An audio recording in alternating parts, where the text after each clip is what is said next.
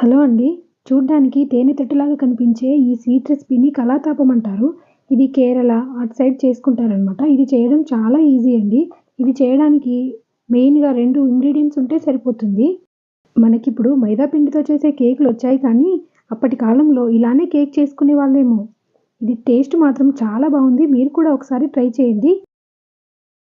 ఇది చేయడానికి ఒక గ్లాస్ బియ్యము నైటే నానబెట్టుకున్నాను నేను. లేదంటే మీరు 4 అవర్స్ ముందు నానబెట్టుకున్నా సరిపోతుంది. ఒక గ్లాస్ బియ్యంకి ఒక గ్లాస్ బెల్లం సరిపోతుందండి.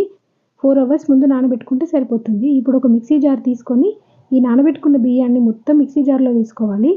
అలాగే మనం ఇంట్లో వండుకున్న రైస్ ఉంటుంది కదా! అది ఒక 2 స్పూన్లు వేస్తే సరిపోతుంది. దాంట్లో 2 ఇలాచీలు, కొద్దిగా వాటర్ ఏసుకొని మెత్తగా మిక్సీ పట్టి పక్కన పెట్టుకోవాలి. ఒకవేళ పిండిలో కొద్దిగా నీళ్ళు ఎక్కువైనాయి అని అనిపిస్తే ఇంట్లో కొద్దిగా పొడి బియ్యం పిండి ఉంటుంది కదా! అది కలుపుకోవచ్చు. ఇప్పుడు మిక్సీ పట్టుకున్న దాన్ని ఒక బౌల్‌లో వేసుకొని పక్కన పెట్టుకున్నాను. అలాగే దీనికోసము బెల్లము మనం కరిగించుకోవాలి. స్టవ్ మీద ఒక గిన్నె పెట్టుకొని దాంట్లో మనం ఒక గ్లాస్ బియ్యంకి ఒక గ్లాస్ బెల్లం తీసుకోవాలి. దాంట్లో కొద్దిగా వాటర్ ఏసుకొని జస్ట్ బెల్లం కరిగితే సరిపోతుందండి.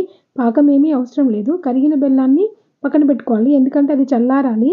ఈ వేడి వేడి పాకాన్ని తీసుకెళ్ళి అందులో పోసుకోకూడదు. ఈ బెల్లం నీళ్ళు కాస్త చల్లారిన తర్వాత బియ్యం పిండిలో పోసుకోవాలి. ఇప్పుడు బియ్యం పిండిలో కొద్దిగా సాల్టు, ఇంట్లో ఉంటుంది కదా ఉప్పు సోడా అది కొద్దిగా వేసుకోవాలి. అంతేనండి, ఇంకేం అవసరం లేదు. ఈ బెల్లం నీళ్ళని వడగట్టుకొని ఈ పిండిలో వేసుకొని బాగా కలుపుకోవాలి. ఇలా టీ స్ట్రైనర్‌తో వడబోసామనుకోండి ఏమైనా నలకలేమైనా ఉంటే పైకొచ్చేస్తాయి. బెల్లం నీళ్ళు పోసిన తర్వాత బియ్యం పిండిని బాగా మిక్స్ చేసుకోవాలి 2 కలిసేలాగా.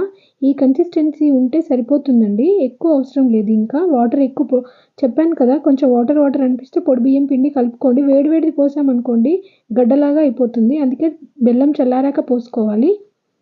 ఇప్పుడు స్టవ్ మీద ఒక కుక్కర్ పెట్టుకుంటే సరిపోతుందండి. ఎందుకంటే కుక్కర్ కొద్దిగా మందంగా ఉంటుంది కదా! కుక్కర్‌లో కొద్దిగా నెయ్యి వేసుకున్నాను. ఇంట్లో కొబ్బరి ఉంటుంది కదా! ఎండు కొబ్బరి కానీ, పచ్చి కొబ్బరి కానీ అది కొద్దిగా నెయ్యిలో వేసుకొని కొద్దిగా ఫ్రై చేసుకోవాలి. ఫ్రై చేసుకున్న తర్వాత ఈ పిండి మొత్తం అందులో వేసేసుకోవాలి. అంతేనండి. ఒక 10 మినిట్స్‌లో ఉడుకుతుంది. గ్యాస్ మాత్రం లో ఫ్లేమ్‌లో పెట్టుకొని ఈ మూత పెట్టి పైన విజిల్ ఏం పెట్టనవసరం లేదు. లో ఫ్లేమ్‌లో ఒక 10-15 మినిట్స్ పెడితే ఉడుకుతుంది. అంతేనండి. 15 మినిట్స్ తర్వాత అదిగో చూడండి అట్లా అవుతుంది. నైఫ్‌తోని చుట్టూ కట్ చేసుకొని గ్యాస్ ఆఫ్ చేయగానే వెంటనే కుక్కర్‌లో నుంచి తీసేస్తే రాదు బయటికి. ఒక 10 మినిట్స్ తర్వాత తీయండి. చూడ్డానికి తేనె తొట్టిలాగా కనిపించే ఈ స్వీట్ టేస్ట్ చాలా బావుంది. మీరు కూడా ఒకసారి ట్రై చేయండి. ఎందుకంటే 2 ఇంగ్రీడియెంట్సే కదా! మీకు ఈ వీడియో నచ్చితే లైక్ చేయండి. కామెంట్ చేయడం మర్చిపోకండి. అలాగే సబ్స్క్రైబ్ చేసుకోండి.